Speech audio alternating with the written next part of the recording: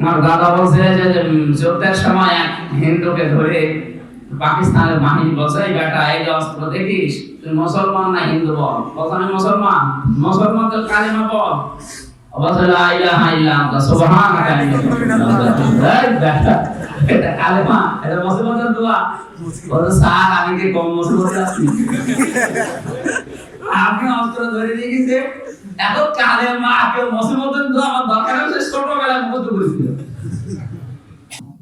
শুকরের গোশত খাওয়া যায় আছে, কিন্তু পরিবেশ আসলে রেখো না মনেতে ভয় বান্দা খোদার, দূর হয়ে যাবে বাধা সব। তোমার আমার এক মালিক আছেন আমাদের রব, আছেন আমাদের রব। রেখো না মনেতে ভয় বান্দা খোদার, দূর হয়ে যাবে বাধা সব। তোমার আমার এক মালিক আছেন আমাদের রব, আছেন আমাদের রব। আলহামদুলিল্লাহ। নোয়াখালী জেলার সেনবাগ থানার অন্তর্গত কাজী খেলওয়ারিশ মিয়াজি জামে মসজিদ প্রাঙ্গণে সমাজ কল্যাণ পরিষদের উদ্যোগে আয়োজিত তাফসীরুল কোরআন মাহফিলের স্বনামধন্য সভাপতি, অত্র এলাকার সর্বজন শ্রদ্ধাভাজন ব্যক্তিত্ব, বিশিষ্ট শিক্ষাবিদ জনাব মাস্টার মোহাম্মদ আব্দুল হক, আতালাল্লাহু উমরাহু ওয়া বারাকাল্লাহু ফি হায়াতি। আমিন আমিন। এতক্ষণ যারা আলোচনা রাখলেন, যারা মাওলানা হুসাইন আহমেদ মাহফুজ, যারা মাওলানা জামাল উদ্দিন জাফর সহ নামনা যারা সম্মানিত উলামায়ে কেরাম, সামনে বসা মুসলমান ভাইরা, পর্দার আড়ালে সম্মানিত মা এবং বোনেরা, বিশেষ করে মাহফিলের বরেণ্য সদস্য যারা, যে মা তাদেরকে পেটে নিয়েছেন, আল্লাহ কোরআনের ইজ্জতে যেন খাদিজাতুল কুবরার মতো মানিয়ে দেন। আল্লাহুম্মা আমিন। দল মত নির্বিশেষে আখিরাতের উপস্থিত তৈরি করার জন্য অনুষ্ঠানে যারা হাজির হয়েছে, খুশি হয়ে বলেন আলহামদুলিল্লাহ। মানুষের মরণের পরে যত রকমের সম্পর্ক আছে সব কাট হয়ে যাবে। কথা বন্ধ করে, কথা বুঝতেছে? সম্পর্ক আপনার সাথে যত রকম হোক, সে রক্তের হোক, রক্ত বাদ দিয়ে সব বন্ধ হয়ে গেলে সব সম্পর্ক ছিন্ন হয়ে যাবে, কাট, কোন সম্পর্ক বাকি থাকবে না। এরপরে সূরা মুমিনুনের 101 নম্বর আয়াত, এটা এর পরের অংশটা আরো কঠিন। আল্লাহ পাক বলেন, ফাইদা নুফিখা ফিস সূরি ফালা আনসাবা বাইনাহুম ইয়াওমা ইযিন ওয়া লা ইয়াতাসাআলুন। সিংহায় যদি ফুৎকার দেওয়া হবে, যত রকমের নাসাবের সম্পর্ক আছে, নাসাব 1 বছর, আনসাব বহু বছর, যত রকমের সম্পর্ক আপনার হতে পারে সব সম্পর্ক আল্লাহ কাট করে দেবে। ইয়াওমা ইযিন ওয়া লা ইয়াতাসাআলুন। এমনকি কারো সম্পর্কে আপনি জিজ্ঞাসা করবেন, এরকম মন আপনার থাকবে। আজকে কুমিল্লা আসলে হয়তো পরিচিত যারা আছে তাদের নাম আমি জিজ্ঞাসা করি যে অমুক কেমন আছে। মরণের পরে এমন একটা দৃশ্য আল্লাহ তৈরি করবে, কেমন আছে বলার মতো ক্ষমতা আমার থাকবে, কোনো মনই থাকবে না যে বলবো। এমনকি ঈসা আলাইহিস সালামের মতো এত বড় পাওয়ারফুল নবী, তিনিও বলবেন, আল্লাহ আমার মা মরিয়মের ব্যাপারে তোমার যা ভালো লাগে করো, কিন্তু তুমি আমাকে কিছু বলবে না, আমার বাচ্চা। ইব্রাহিম নবীর মতো পাওয়ারফুল নবী, যাকে সর্বপ্রথম কিয়ামতের পোশাক পরানো হবে, ইনিও পর্যন্ত আল্লাহ যখন জব্বার আর কাহার নাম ধারণ করবে কিয়ামতে, উনি মাথা তোলার সাহস পাবে না, ডাক দিয়ে বলবে, আল্লাহ আমার বাবা আসরের সাথে তোমার যা ভালো লাগে আচরণ করো, কিন্তু তুমি আমাকে বাঁচাও। মরণের পরে প্রত্যেকটি মানুষ নিজের চিন্তা নিয়ে যখন ব্যস্ত থাকবে, এমনকি নিজের ভাই, মা, বাবা, স্ত্রী, সন্তানাদি যারা আছে সব পালাবে। ইয়াওমা ইয়াফিরুল মারউ মিন আখিহি ওয়া উম্মিহি ওয়া আবিহি ওয়া সাহিবাতিহি ওয়া বানিহি লিকুল্লি ইমরিইন মিনহুম ইয়াওমাইযিন শাআনুন ইউগনিহি। আল্লাহ পাক বলেন, সর্বপ্রথম মানুষের কাছ থেকে পালাবে তার ভাই, এরপরে তার মা, বাবা, স্ত্রী, সন্তান, বন্ধু বান্ধব, নেতা নেত্রী যাই বলে। এখানে কয়েক প্রকার মানুষের নাম আল্লাহ দিয়ে শুধু শেষ করেননি। লিকুল্লি ইমরিইন মিনহুম ইয়াওমাইযিন শাআনুন ইউগনিহি। মানুষকে এত ব্যতিব্যস্ত করে রাখবো তার নিজেকে নিয়ে, অন্যের কথা ভাবার মতো মন তার ওই দিন আর থাকবে না। জোরে বলেন নাউযুবিল্লাহ। বর্ণনা শুনলাম, নবীরা যদি তার মায়ের পরিচয় না দেয়, মা যদি নিজের সন্তানের পরিচয় দিতে নারাজ না, আমার বিয়ে হয় ভিতরে পাবো কোথায়? এত বড় কঠিন ময়দানে কোন বুজুর্গ, কোন আল্লাহর ওলি, পীর সাহেব আপনার জন্য আসবে, বাঁচাবে, এটা কি চিন্তা করা যায়? না। যেখানে মা নিজে জন্ম দিয়েছে, সে যদি পালিয়ে যায়, ঈসা নবীর মতো নবী যদি মায়ের পরিচয় দিতে না চায়, ইব্রাহিম নবী যদি বলে আমার বাবা বলতে আমি চিনি না, তাহলে আমার মনে হয় অনেক পীর সাহেব বলবে আল্লাহ আমি পীর ছিলাম না। ঠিক। এ কথা বলা কি অস্বাভাবিক? না। ওসে বলবে, তার কারণ হচ্ছে ইয়াওমাইযি ওয়ালা ইয়াতাসালুন, ও কার সম্পর্কে জিজ্ঞাসা করলেও কিছু বলতে পারবে না। এর অবস্থায় আল্লাহ ফেলে রাখবে ওকে। কিসের মুরিদ? ও বলবে আল্লাহ আমি পীর ছিলাম না। যদি দাবি করি তাহলে মুরিদগুলো আমার পেছনে লাগবে। ঠিক।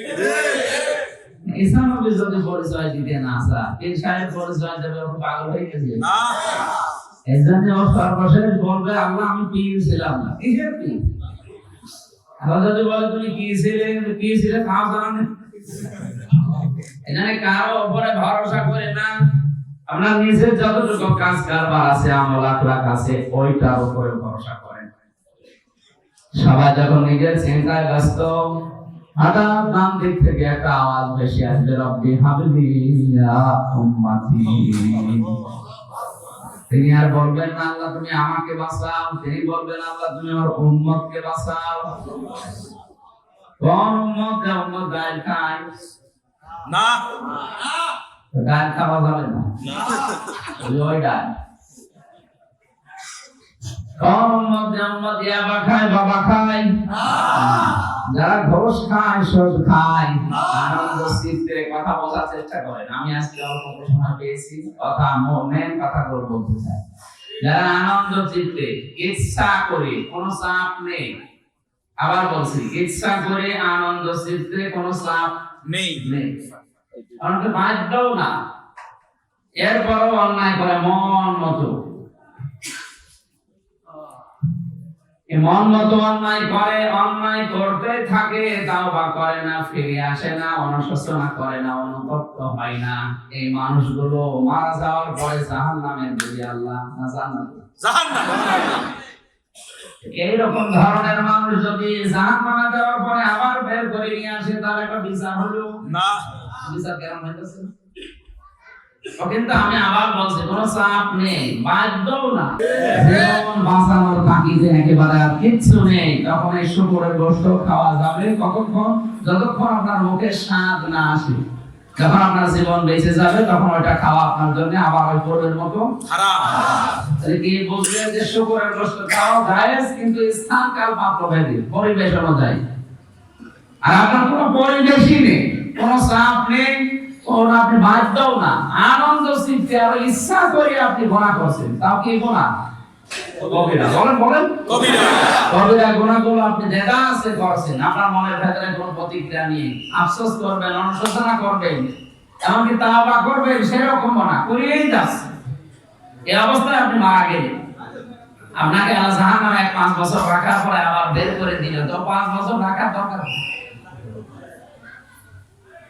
এই কারণে তো মানুষ ঘুষ ছাড়ে না, এই কারণে মানুষ জেনা করা ছাড়ে না, এই কারণে পরকীয়া প্রেম ছাড়ে না। ও মনে করে না 5 বছর 10 বছর থাকলাম, আবার যখন বের করে দেবে তখন আবার গোসল করাবে হাউসে, না কাউসার থেকে হাউসের কাউসারের নহরের পানি থেকে গোসল করিয়ে আগে আমির হামজা ছিলাম, আবার আমির হামজা হয়ে গেলাম।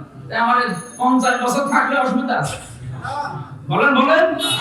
কিন্তু আমরা যদি এই কথা এইভাবে বলতে পারতাম, যদি অন্যায় করো ইচ্ছা করে আনন্দ চিত্তে, কোনো চাপ নেই, এমনকি বাধ্যও না, এভাবে করতে করতে যদি মারা যাও, যদি তাওবা না নসিব হয়, তোমার কিন্তু জাহান্নামে গেলে আল্লাহ আর বের করে দেবে না, ও কিন্তু থেমে যেত। বল না, কখন মারা যায় বলা যায় না। ঠিক এভাবে আমরা বোঝাতে পারি। আমরা যে 1400 বছর আগে শুনে রেখেছিলাম, মান ক্বালা লা ইলাহা ইল্লাল্লাহ ফাদাখালাল জান্নাহ, এর উপরে ভরসা করে আছি, কালেমা যখন পড়েছি জান্নাত যাবই। আর এদিকে সব জায়গাতে চালাচ্ছি। এবার আপনি কালেমা পড়েছেন জান্নাতে যাবেন, এটা আমার অসুবিধা নেই। জাহান্নামে 50 বছর পরে রাখার পর বের করে দিলে আমার ক্ষতি আছে? না, আমার লাভ আছে। ক্ষতি লাভ হচ্ছে দুনিয়ার মানুষের, কারণ আপনি এই বিশ্বাস নিয়ে তো অন্যায় করার সুযোগ পান, এজন্য দুনিয়ার মানুষ বিপদে পড়ে যায়। আপনার এই ঘুষের কারণে, সুদের কারণে, এই জেনা করার কারণে সমাজের অবক্ষয় হয়। ঠিক।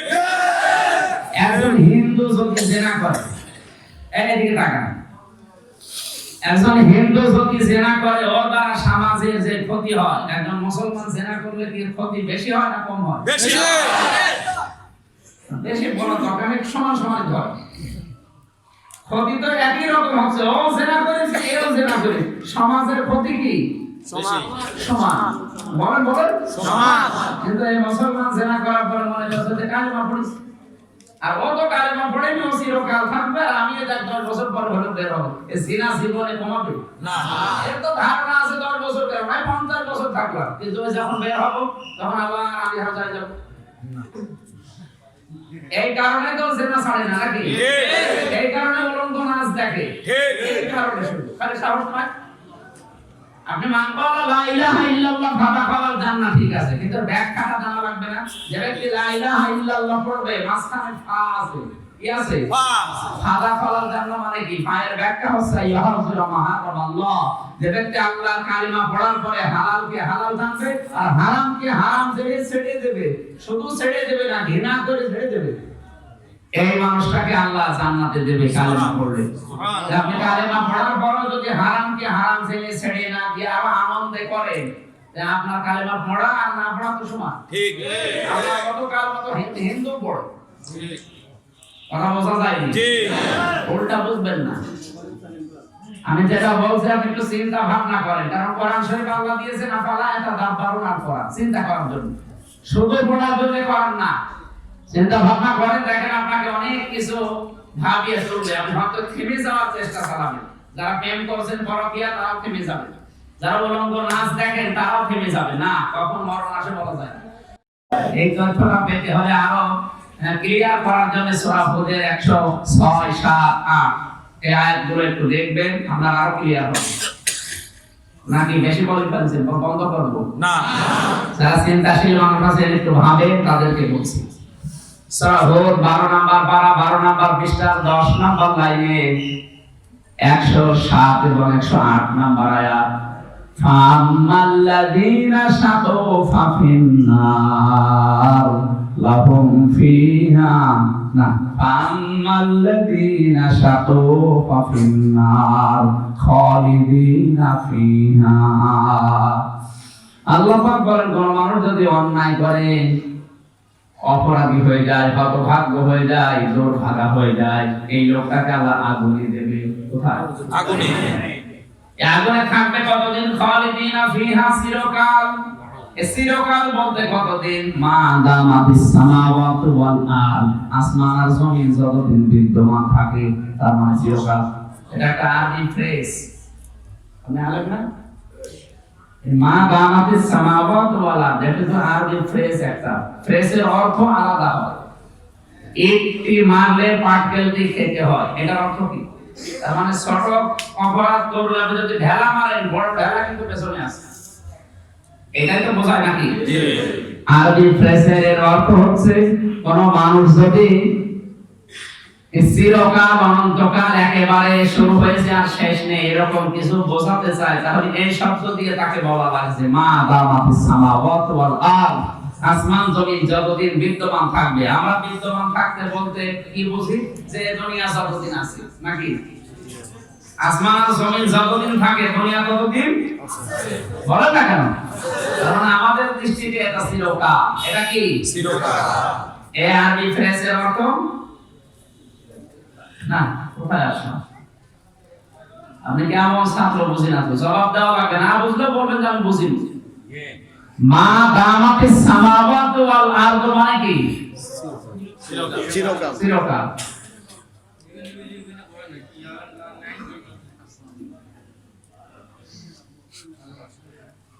বুঝেননি আপনি? না না, আমি তো জানি না। এ কি আলেম, কি আলেম না?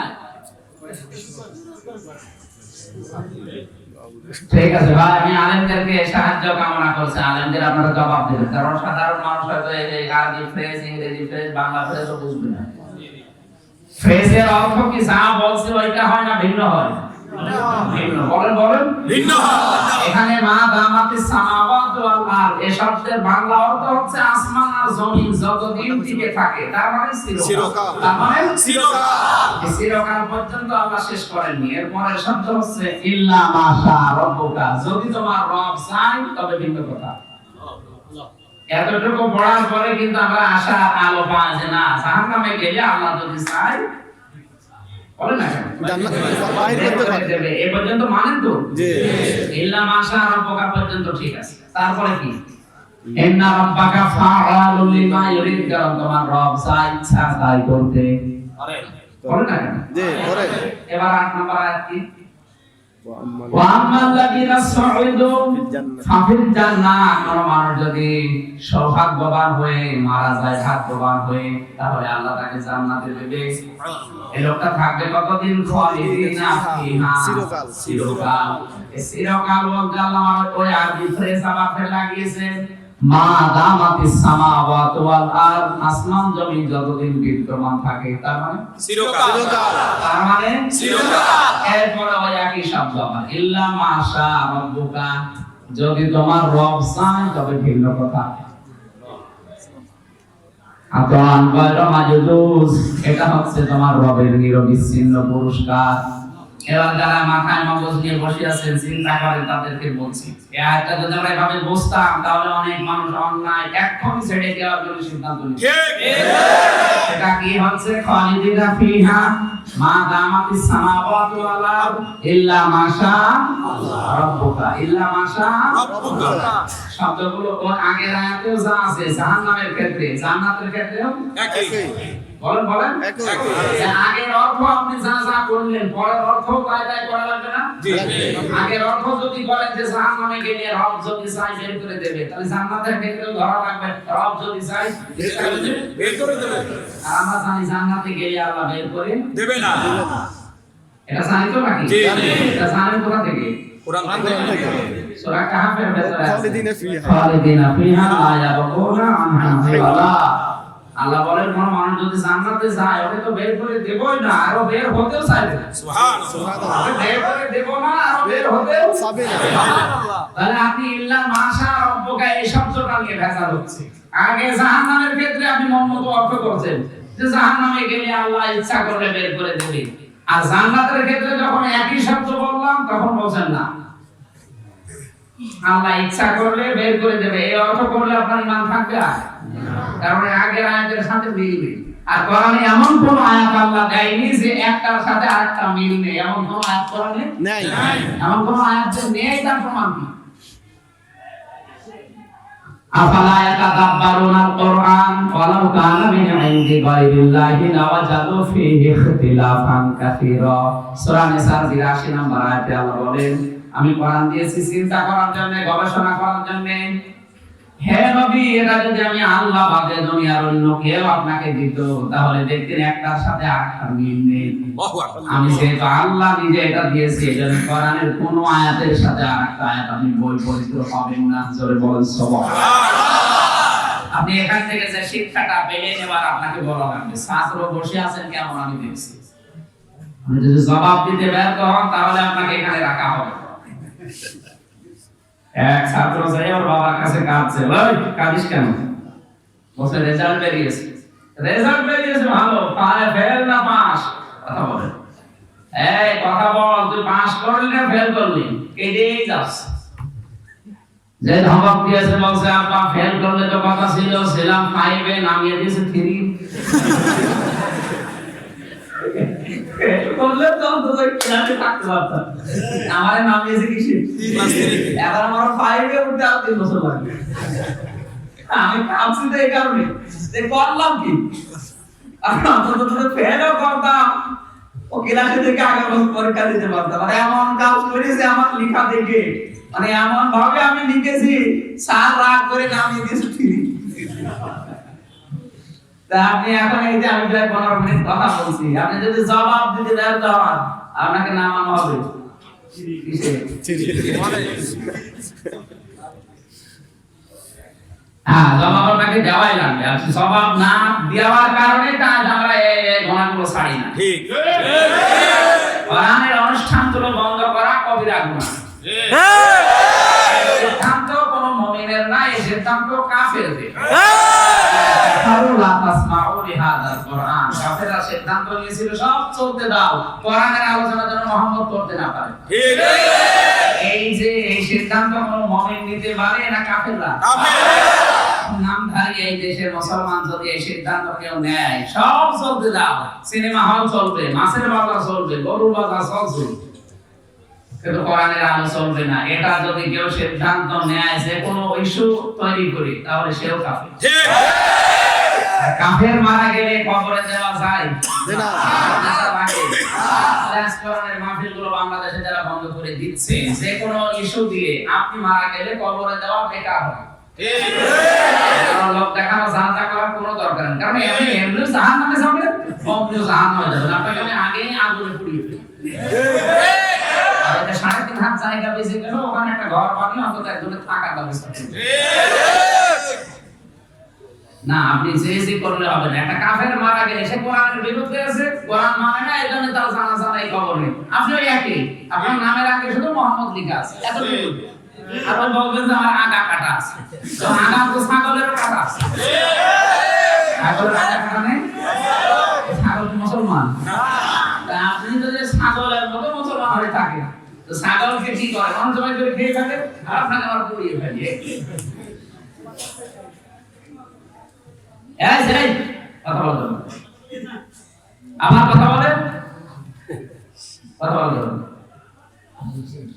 আমরা এখান থেকে যেটা পেলাম, ইচ্ছা, আমি আবার বলছি, আপনি বিভ্রান্ত ছড়াবেন না। ইচ্ছা করে আনন্দ শিখতে কোনো চাপ নেই, কোন রকমের ঝামেলা আপনার উপরে নেই। আপনি এমনি ইচ্ছা করে আনন্দ করে গুনাহ করছেন, তাও কি গুনাহ? কবিরা গুনাহ।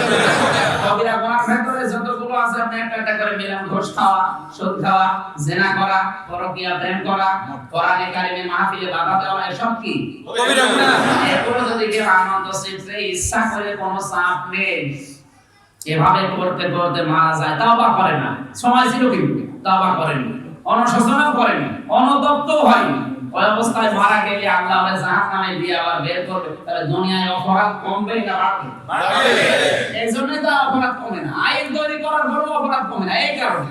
কারণ ও জানে যে অসুবিধা নেই, না 50 বছর যেখানে থাকলাম তাই না, বের যখন হবো তখন তো ওই কয়লার মতো কালি থাকবে না, তখন আবার নুরানি চেহারা ফিরে পাবো। তো ওরে আমার 5 কোটি বছর জাহান্নামে দিলেও ও দুনিয়ায় গুনাহ কমাবে না। আর আপনাকে যে আয়াত বললাম, এটা নিয়ে আপনি বাড়িতে ভাবতে পারেন যে জাহান্নামের ক্ষেত্রে আপনি নিজের মন মতো অর্থ করবেন না, জাহান্নামে গেলে আল্লাহ ইচ্ছা করলে বের করে দেবে। জান্নাতের ক্ষেত্রে তো একই কথা, একই শব্দ, একই সেন্টেন্স, কোনো একটা কম বেশি নেই। ওখানেও খালিদিনা ফিহা, এখানেও খালিদিনা ফিহা, ওখানেও মা দামাতিস সামাওয়াতু ওয়াল আরদ, এখানেও মা দামাতিস সামাওয়াতু ওয়াল আরদ, ওখানেও ইল্লা মাশা রাব্বুকা, এখানেও ইল্লা মাশা রাব্বুকা। আর জাহান্নামের ক্ষেত্রে এগুলো আমরা মন মতো অর্থ করে গুনাহ করার আরো সাহস জুগাই, আরো উৎসাহ দেয় যে কর। এই জন্য বাংলাদেশের ঘুষ কমে না, এই জন্য সুদ কমে না, জাহান্নামে সজা বিচার হবে হাসরের মাঠে 5-6 বার না একবার? বিচার একবার হয় না? আমরা সবাই বিশ্বাস করি যে মালিক কিয়ামতের কিয়ামতের দিবসে যিনি মালিক উনি বিচার একবার করবেন। বিচার যদি 5-6 বার করতো আপনাকে একবার 5 বছর জেলখানা দিয়ে আবার আরেকবার বিচার যখন করবো তখন বের করে এটা সিস্টেম ছিল। বিচার তো আল্লাহ আমাদের মতো কাঁচা না, উনি বিচার করবে মাত্র একবার, তাও বিচার করবে কি দেখে কোন অপরাধীকে আল্লাহ জিজ্ঞাসা করবে না ওই আব্দুল হক জবল বয়সে কার সাথে ছিলি এরকম জিজ্ঞেস করবে।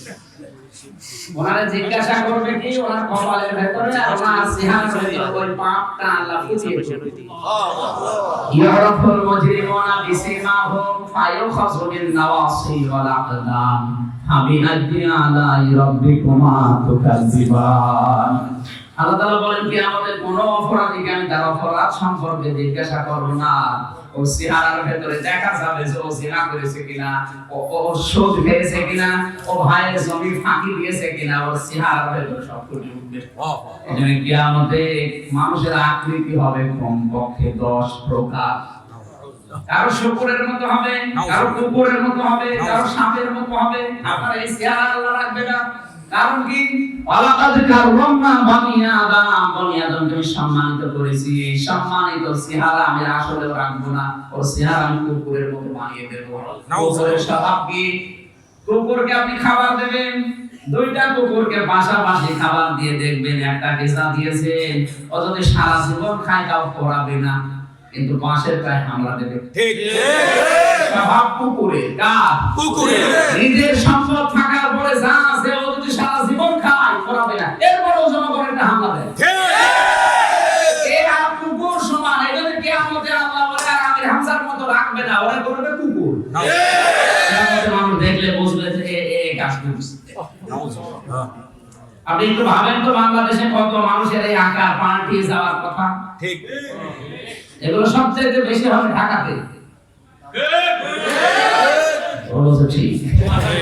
নোয়াখালীর জন্য নোয়াখালী নেই যে এমনি আব্দুল কাদের মির্জা খেয়েছে।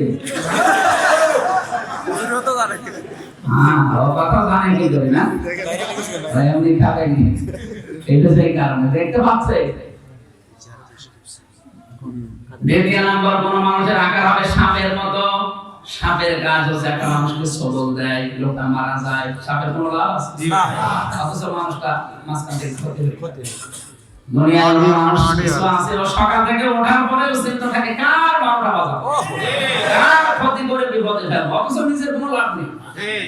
মাঝখান থেকে ওই লোকটার একটা বিপদ হয়ে যায়। কিয়ামতে এই চরিত্রের মানুষের আকার হবে সাপের মতো। কিসের মতো? সাপের মতো। কিছু মানুষের আকার হবে শুকরের মতো। শুকরের কাজ হচ্ছে বেলজ্জা, সবচাইতে বেপরদায় চলে বেশি কুকুর। ওর বউ নিয়ে মেয়ে নিয়ে জায়গায় যায়, নিজে বসে গল্প করার ওগুলো সব ছেড়ে দেয়। কার সাথে চলছে আল্লাহ জানে, আরো সে জানে। এদেশে যারা এই চরিত্রে নিজের বউ দিয়ে মেয়ে দিয়ে ছেড়ে দিয়েছে না, নিজে নিজে বসে বসে গল্প করে, আপনার চেহারা আসলে থাকবে না। কিয়ামতে আপনার আকৃতি আল্লাহ বানাবে শুকরের মতো। এরকম 10 প্রকার নাম তাফসীরে মাঝারিতে আছে। আল্লাহ আমাদের হেফাজত করুন। আমিন। তাহলে নবীজির সামনে যখন হঠাৎ বিশ্বনবী রব্বি হাবলি ইয়া উম্মতি বলে আসবে, আমি এখান থেকে আরেকটা তথ্য বলতে পারি। সূরা মরিয়মের 71-72 এই দুইটা আয়াত আপনারা যারা জ্ঞানী মানুষ দেখবেন। জাহান্নামে বিচার একবার করে দেওয়ার পরে আবার ওখান থেকে আল্লাহ বের করে নিয়ে আপনাকে 10 বছর 20 বছর 50 বছর পরে নিয়ে আসবে, এটার সাথে এই আয়াতগুলো মিলছে না। আমার ছোট মাথা তো চিন্তা ভাবনা ভুল হতে পারে, যাদের বড় বড় মাথা আছে এগুলোর মতো একটু চিন্তা ভাবনা করি। দেখেন তো আসলে আমরা গুনাহ আজকে ছাড়তে পারি না কেন? ঠিক, ছাড়তে পারি না। আমার কিন্তু সমর্থ আছে গুনাহ ছেড়ে দেওয়া। আর যারা গোপনে রাতের বেলা অন্যায় করে, মোবাইল কম্পিউটার নাই, অনলাইন দুনিয়া নেই, আচ্ছা আছে মোবাইলে কম্পিউটারে অনলাইনে ইন্টারনেটের মাধ্যমে যারা অনলাইন করছে, এখানে অনলাইন করতে রাতের বেলা ওকে কিন্তু কেউ বাধ্য করছে না, ইচ্ছা করে করছে। ঠিক, ওকে কেউ সাহায্য দেয়নি। ওর বাবা কি বলেছে বলুন তো, নাচ না দেখলে তোর আমি পরিচয় দেব না, ও নিজে নিজে দেখছে। ঠিক, নিজে ইচ্ছা করে শয়তানের ধোঁকায় পড়ে করছে। হ্যাঁ, আপনি অন্যায় তো করবেনই, অন্যায় করার পরে যদি তওবা করেন, অনুশোচনা করেন, অনুতপ্ত হন, তাহলে আপনাকে আল্লাহ মাফ করবে। কিন্তু কখন? মরণ আসার আগে। কিন্তু মরণ কখন আসবে এটা তুমি জানো না। ঠিক আপনি এই চিন্তা করে তাহলে ঘোড়া যদি ছেড়ে যাওয়া সিদ্ধান্ত নিতে পারতেন না, কখন আমি ঘুমিয়ে থাকলেও করে দিতে পারি, দরকার নেই আমি এরকম অবৈধ কিছু দেখবো না, দেখতেও দেবো না। সামর্থ্য থাকার বড় সহযোগ, কিন্তু আজ আমরা আরো উৎসাহ দিয়ে রেখেছি, যে সাহস দিচ্ছি যা করিস করিস, আমি তাকে কালেমা পড়েছি। তা আপনি একবার কালেমা পড়ে যদি কালেমার হুকুম আহকাম না মেনে জান্নাত পান, তো হিন্দু যদি মনে করে আমি একবার তো কালেমা পড়ে রেখেছি, অসুবিধা কি? বিপদে পড়ে। গত বর্ষতে আমি ছিলাম বান্দরবানে, ওখানকার যিনি মাননীয় এমপি বীর বাহাদুর সাহেব, উনিও কালেমা কতবার যে পড়েছে, অথচ উনি কিন্তু বৌদ্ধ, কতবার কালেমা পড়েছে এটা সকাল কথায় কথায় ইনশাআল্লাহ বলে মাশাআল্লাহ। উনি এমনও বলে যে আপনারা জান্নাতে যাবেন, আমি জান্নাতে যাব না জানি, কিন্তু জান্নাতের পাশে যেন একটু দাঁড়াতে পারি। তার মানে উনি জানে যে আমি কালেমা পড়িনি, আমি জান্নাত পাবো না, আর আমরা ধারণা করে আছি কালেমা পড়েছি জান্নাত পাবো। কালেমা পড়িয়ে রেখে দিলেন, কালেমা তো আপনার ভেতরে নেই। কালেমা পড়লে হারামকে হারাম জানা লাগবে, আর হালালকে হালাল জানিয়ে আঁকড়িয়ে ধরা লাগবে। আপনি কিছুই করেননি, খালি পড়ে বসে আছেন, আমরা মুক্ত, অসুবিধা কি? আমার দাদা বলছে যে যুদ্ধের সময় এক হিন্দুকে ধরে পাকিস্তানের বাহিনী বলছে, এই বেটা এই অস্ত্র দেখিস, তুই মুসলমান না হিন্দু বল। বলছে আমি মুসলমান। মুসলমান তো কালেমা বল। বলছে লা ইলাহা ইল্লাল্লাহ সুবহানাকা এটা কালেমা, এটা মুসলমানের দোয়া। বলছে স্যার আমি কি কম মুসলমান আছি? আপনি অস্ত্র ধরে রেখেছে, এখন কালেমা কেউ মুসলমানের দোয়া আমার দরকার হচ্ছে, ছোটবেলায় মুখস্থ করেছিল। আমরা আমাদের কালেমা ঠিক ওই রকমই হয়ে গেছে।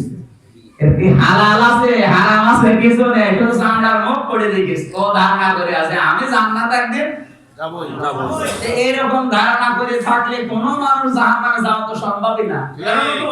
আমার মনে হয় হিন্দু পর্যন্ত মুখস্থ করে রেখেছে, বিপদে পড়ার টাকা। আমি বরিশালে যখন পড়তাম, ওই সময় লিজ ছিল না, নৌকায় যাওয়া লাগতো। হঠাৎ দেখি নদীর মাঝখানে ঝড় উঠেছে। আমরা বলছি আল্লাহ লা ইলাহা ইল্লাল্লাহ মুহাম্মাদুর রাসূলুল্লাহ। হিন্দু দাদা দাদি দুইজন ওরা বলছে লা ইলাহা ইল্লাল্লাহ। বললাম দাদা চেহারা দেখে মনে হয় অন্য ধর্মের, মুসলমান হয়েছেন কবে? বলছে হয়নি। কালেমা পড়লেন, বলছে যে ঝড় উঠেছে এ কালী দুর্গা কাজ না, এই ঝড় থামাতে হবে আল্লাহ। না আল্লাহ একজন আছে, কালেমা পড়া লাগে, এ তো ও পড়েছে, তাহলে জান্নাত যাবে? আর কালেমার উপরে জীবন চালায় নাই। আমি এটা বোঝানোর জন্য কিন্তু এ পর্যন্ত বললাম। আর যদি মনে করেন না জাহান্নামে দেওয়ার পরে আল্লাহ 5 বছর পর আবার বের করবে, আপনি গোনাহ ছাড়তে পারবেন না কখনোই। সূরা মরিয়মের 71-72 নাম্বার আয়াতটা লিখে নেন। ওয়াইন মিনকুম ইল্লা ওয়ারিদুহা কানা আলা রাব্বিকা হাতমান মাকদিয়া ফাম্মা নুনাজ্জিল লাযিনা তাকাও ওয়া নাযারু যালিমিনা ফিহা জিসিয়া। আল্লাহ পাক বলেন কিয়ামতের প্রত্যেকটি মানুষকে আমি আল্লাহর কোল সিরাত পার হওয়া লাগবে। এটা কোল সিরাতের যে আয়াত, এইটা সূরা মরিয়মের 71 নাম্বার আয়াতে কোল সিরাতের দলিল দেওয়া আছে। তো কোল সিরাত যে পার হওয়া লাগে তার দলিল কোন সূরায়? সূরা মরিয়মের 71 নাম্বার আয়াত 71। কোল সিরাত পার হবে কারণ এটা আল্লাহর একক সিদ্ধান্ত, তোমার মালিকের কার্যকারী সিদ্ধান্ত এটা। সম্মানুনাজিল্লাযিনা তাকাও, অতঃপর আমি আল্লাহ যারা মুত্তাকি তা পরহেজগার এই মানুষগুলোকে বাঁচিয়ে দেব। সুবহানাল্লাহ। ওয়া নাযারু যালিমিনা ফিহা জিসিয়া, আর যারা জালেম তাদেরকে কেটে কেটে জাহান্নামের ভেতরে ফেলে দেব। নাউযুবিল্লাহ। ছেড়ে দেব কি করে? ফিহা জিসিয়া, নতজানু অবস্থায় অপমান করে তাদেরকে ফেলবো। তাহলে এখানে কিন্তু আপনি পাননি যে জাহান্নামে যাওয়ার পরে আল্লাহ আবার তুলে আনবে না, এখানে এটা নেই। আপনাকে আল্লাহ বাঁচিয়ে দেবে জাহান্নামের উপর থেকে, জান্নাতে দিয়ে দেবে। ওই মাঝখানে কেটে পড়বে নতজানু অবস্থায় তারা যারা আসলে জাহান্নামে। এরপরে সূরা সমার 23 নাম্বার পারা 19 নাম্বার পৃষ্ঠা 12 নাম্বার লাইন 11 নাম্বার লাইনের 20 নাম্বার আয়াতটা, আফামান হাক্কা আলাইহি কালিমাতুল আযাব আফা আনতা তুনকিযু মান ফিন নার। হে নবী, যার উপরে আপনার রবের বিচার ফায়সালা ফাইনাল হয়ে গেছে যে লোকটা জাহান্নামে যাবে, যে লোকটাকে আল্লাহ জাহান্নামে দিয়ে দিয়েছেন। আফা আনতা, আপনি কি পারবেন তুনকিযু মান ফিন্নার, তাকে জাহান্নাম থেকে বের করে নিয়ে আসতে? কে বলছে? আল্লাহ। বলেন আল্লাহ। আল্লাহ যদি বলে নবীকে, নবীও যদি না পারে, আর পারবে কে বলেন? আমাদের ঠান্ডায় আছেন, তার কোনো চিন্তা নেই, তোর বাবা আছে 40 জন নিয়ে যাবে কিয়ামতে। এটাতে পুরা মিথ্যা কথা, বানোয়াট কথা। এই আয়াতগুলো তার প্রমাণ। আমি আবার বলছি, কোন মানুষের জন্য এটা? যে মানুষ ইচ্ছা করে আনন্দ চিত্তে, কোনো চাপ নেই, কোনো ঝামেলা নেই, ইচ্ছা করে যারা অন্যায়গুলো করছে কিন্তু অনুশোচনা করে না, অনুতপ্ত হয় না, তাওবা করে না, এইরকম মানুষ যদি চলে যায় তাকে আল্লাহ বের করবে না। এটাই ফায়দা। আর নবী সুপারিশও করবে না এরকম উম্মতের জন্য। যখন পর্দা পড়ে যাবে, ডাক দিয়ে বলবে, মালিক এগুলো আমার উম্মত, আমি সুপারিশ করি। রব্বুল আলামিন বলবেন, হে নবী, আমি জানি আপনার উম্মত এগুলো, কিন্তু আপনি দুনিয়া থেকে বিদায় নেওয়ার পর এই মানুষগুলো আপনার রেখে আসা ইসলামেরা উলট পালট করে ফেলেছিল। সবচেয়ে বেশি হচ্ছে বাংলাদেশে। এদেশে এখন কিন্তু আল্লাহর নবীর রেখে যাওয়া ইসলাম আর নেই। যে ইসলাম তিনি রেখে গেছেন এগুলো আজ আমরা মন মতো তৈরি করে দিয়েছি। ইহুদি খ্রিস্টানরা তাওরাত ইনজিল জবরে পুরা সরাসরি আয়াত পাল্টিয়ে নতুন লিখে দিয়েছিল, আর আমরা এখন পুরা কোরআন শরীফে হয়তো আয়াত কেটে দিয়ে লিখতে পারি না, কিন্তু অর্থ করার সময় মন মতো নিজের স্বার্থে অর্থ করি। আপনি আলেম নিয়ে আসেন, যে দল করে মতে আছে, পথে আছে, ও এসে ও আয়াতকে ওর মতে কি করে লাগানো যায় সে চেষ্টা করবে। আপনি সূরা তাওবার 111 নম্বর আয়াত আমাকে ব্যাখ্যা করতে দিলে আমি কি বলবো? ইন্নাল্লাহা আশতারা মিনাল মুমিনিনা আনফুসাহুম ওয়া আমওয়ালাহুম বিআন্না লাহুমুল জান্নাহ। অবশ্যই আল্লাহ জান আর মাল কিনে নিয়েছেন, বিনিময়ে তোমাদেরকে জান্নাত দিয়ে দিয়েছেন। এখন জান আর মাল আপনি কিভাবে ব্যয় করবেন এটা আল্লাহ নিজে শিখিয়েছেন। শিখিয়েছেন কোথায়? তার বড় আয়াতে, ইকাতিলুনা ফি সাবিলিল্লাহি ফায়াকতুলুনা ওয়া ইউকতালুন। আপনার এই জান মাল যেটা এখন আল্লাহ, আর জান্নাত আপনার। জান্নাত আমার আর জান্নাত আল্লাহ। সুতরাং জান্নাত যা তিনি ব্যবহার করবেন, কিভাবে ব্যবহার করবেন, আপনার কাছে যেটা আমানত রেখে দিয়েছেন তিনি এখন বর্ণনা দিলেন। তুমি জান আর মাল নিয়ে যুদ্ধ করো, জিহাদ করো, মারো এবং মরো। এটা সিএমবিরা অর্থ বানিয়েছে, এজন্য বোমাবাজি করে মানুষ মারা লাগবে। ঠিক। অথচ যেখানে বোমাবাজির কথা নেই, ফায়াকতুলুনা ওয়া ইউকতালুন, আগে ওদেরকে মারো এরপরে মরো। আপনি মারবেন কি দিয়ে? এই মারার বিষয় শুধু অস্ত্র না, বোমা না, গুলি না, ট্যাঙ্ক না, কামান না। এই মারতে হলে আপনাকে ওকে সবচাইতে বড় জিনিস মারা লাগবে, ওর চরিত্রটাকে। আর ইহুদি খ্রিস্টানরা আমাদের চরিত্র ধ্বংস করার জন্য আকাশ সংস্কৃতির নামে বাইরে থেকে আশেপাশে জিনিসগুলো পাঠিয়ে দিচ্ছে। আপনি উল্টিয়ে এই মিডিয়াগুলো উল্টিয়ে ইসলামের পক্ষে কাজে লাগাবেন, তাহলে ওদেরকেও আপনি মারতে পারবেন। ঠিক। ওরা যেমন এটা দিয়ে আমাদেরকে মারছে, আমাদের চরিত্র মেরে ফেলছে। এই অবস্থা চলছে, আপনি তো টের পাচ্ছেন না। আকাশ সংস্কৃতিতে যেভাবে চলতে থাকে, আগামী 10 বছরের ভেতরে কোন চরিত্রবান যুবক যুবতী খুঁজে পাওয়া যাবে না। কি হচ্ছে শুধু আল্লাহ জানে। মানুষ কত নিচে নামতে পারে, ওগুলো দেখে দেখে ট্রেনিং নিয়ে। এই যে আমি সকাল নাকি এক মেয়েকে যেভাবে ধর্ষণ করে মেরেছে, কি আসমান থেকে শিখে এসেছে?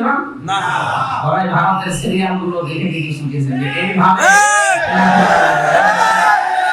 মেয়ের ইজ্জত নষ্ট করা লাগে। ওরা শিখেছে, ওরা আমাদের চরিত্রগুলো সব ধ্বংস করে দিচ্ছে, যেটা দিয়ে ওই মিডিয়াকে আপনাকে উল্টিয়ে ইসলামের পক্ষে কাজে লাগাতে হবে। আমাদের শিক্ষা ব্যবস্থার হাত দিয়ে শিক্ষা ব্যবস্থা ধ্বংস করার চেষ্টায় আছে। আপনাকে মুসলমান হিসাবে দাবি করলে নবীর উম্মত ইসলামী শিক্ষা ব্যবস্থা জারি করে হযরত ওমরের মতো মানুষ তৈরি করবে। ঠিক। তাহলে আয়াতের অর্থ আল্লাহ এইটা বুঝিয়েছেন যে ওরা যেভাবে মারে তোমরা উল্টিয়ে ওদেরকে ওইভাবে মারো। আর আমরা ওই মারাকে নিয়েছি বোমাবাজির কায়দায়। আমরা হয়তো কোরআনের এই আয়াত পাল্টাতে পারিনি, আরবি আয়াত, কিন্তু অর্থ মন মতো পাল্টিয়ে ফেলেছি। তাই ওরা তাওরাত আর জবুর আর ইনজিল তারা আয়াত সরাসরি পাল্টিয়ে যদি ওরা আল্লাহর লানত পায়, আল্লাহর গজব পায়, আর আমরা যারা আল্লাহ কোরআনের আয়াত হয়তো আরবিটা না পাল্টিয়ে বাংলা অর্থ পাল্টিয়ে দিচ্ছি, আমরাও কিন্তু আল্লাহর লানত প্রাপ্ত বান্দা। আর এই কারণে যেখান থেকে আসে খালি ওই দিকে চেপে কথা বলে, পীরের মুরিদকে নিয়ে আসবেন, ও জিকিরের অর্থ করবে হুক হুক। যারা ইসলামী আন্দোলন করে তাদেরকে নিয়ে আসবে, ওরা জিকিরের অর্থ করবে আল্লাহর জমিনে আল্লাহর বিধানগুলো কায়েম করা লাগে কি করে। অন্য যারা আছে তাদেরকে নিয়ে আসেন, তাদেরকে জিকির দেন, ওরা জিকির করতে মনে করবে, বিশেষ করে ভণ্ড পীর যারা, ওরা বলবে জিকির করছো না, জিকির করতে করতে গাছে উঠে যাও, যত উঠবা যত লাফাবা তুমি মনে করবা আল্লাহ জান্নাতে অথচ নবীজির জীবনে জিকির ছিল না? ছিল না? ছিল। জিকির যদি ফরজ হয়ে থাকে অবশ্যই নবীজি জীবনে দেখিয়েছেন না, দেখান দেখাইছে। আল্লাহর নবী 63টা বছরের ভিতরে 23 বছর তো নবুয়তের জিন্দেগি পড়ে আছে, আপনি সেখানে খোঁজ করে দেখেন নবীজি জিকির করলেন কি করে, শেখালেন কি করে। সেটা বাদ দিয়ে আপনার এশক আসে এত বেশি, পীর সাহেব বলা পাচ্ছে, মুরিদ বলা পাচ্ছে, এগুলো এলাকায় বেশি হয় না। মানে এটা পাশের জেলা চাঁদপুর কসবা, এগুলো কি বাংলাদেশের বাইরে? এটা তো বাইরের রাষ্ট্র চাঁদপুর, ওটা কুমিল্লা জেলা, চট্টগ্রাম জেলা। এই যে এগুলো মনে করছেন ওটা ইসলাম, কে বলেছে আপনাকে ইসলাম? ওটা যদি ইসলাম হয় তাহলে বছরে 23 বছর এরকম ইসলাম আমরা পেতাম না। আল্লাহ নবী জীবনেও কোনোদিন এরকম লাভ দেননি। আপনার এশক এত বেশি, নবী চাইতে বেশি, এগুলো এশক না, এগুলো শয়তানি।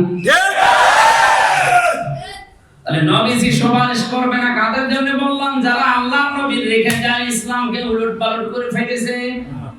এদেশে এখন নেই, আশা আছে।